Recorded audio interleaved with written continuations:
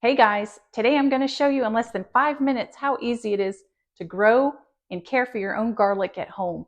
And as promised, at the end of this video, I'm going to include a recipe from my Keeper book where I've collected recipes that my family loves and I hope you enjoy.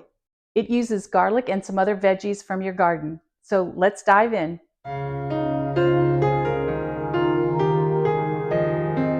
First, the ideal range for garlic to grow is usually between 60 and 70 degrees Fahrenheit. And when you can achieve this in the south, in my zone 9B, is normally in the middle or towards the end of October. Another rule of thumb to go by is to plant it 6 weeks before your first frost date. This is elephant garlic, which is actually a leek, but it grows best here in the south and it has a milder garlic flavor. I'm also going to plant a soft neck garlic, which on the right is called Enchilium red. That is actually a normal garlic and not a leek. You're going to plant this end pointed down. That's where the roots are going to come out. And the other end is the top where the greenery will come out. Make sure you keep the skin on, don't peel it off. That will help protect your bulb when you plant it. Next, I'm going to put perlite in my container. Since I am growing in a container, I don't want the soil to become compacted, and it's going to be in here for months. You want your garlic to have nice loose soil to be able to grow those big bulbs. I'm also going to add blood meal, which will give them a good start, full of nutrients and nitrogen to really give it a boost when the greenery does come out of the soil. And the greenery is going to give you a stronger bulb growing beneath.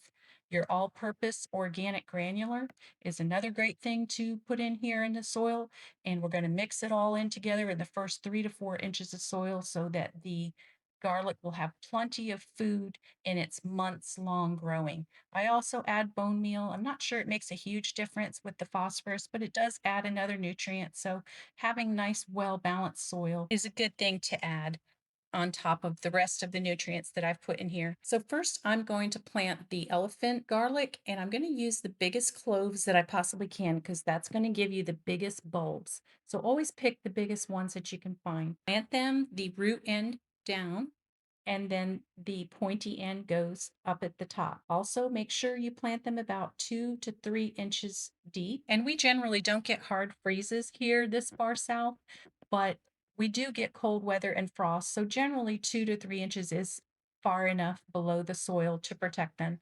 I also mulch these over once I'm done planting them. Then you're going to cover it up with the soil and pat it down just to make sure that there's good coverage and contact with the soil. Then we're going to label it to make sure we know what we planted and when, because they will be in the container for quite a while.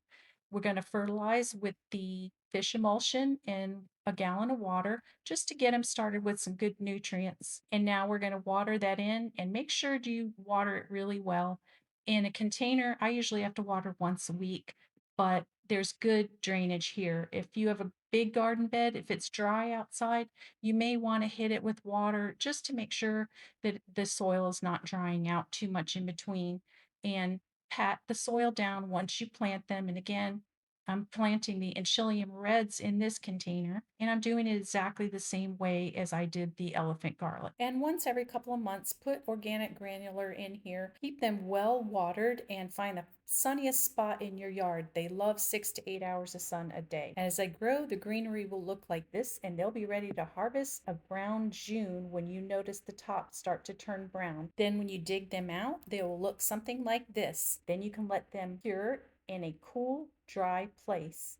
And they will last anywhere from 8 months to 10 months, sometimes even longer. You'll have wonderful garlic. I hope you found some helpful information in today's video and you're inspired to grow your own garlic. Don't forget the recipe coming up, and I'll also include it in the description below if you'd like to write it down later. Thank you for joining me today, and until next time, go out and make yourself a great day.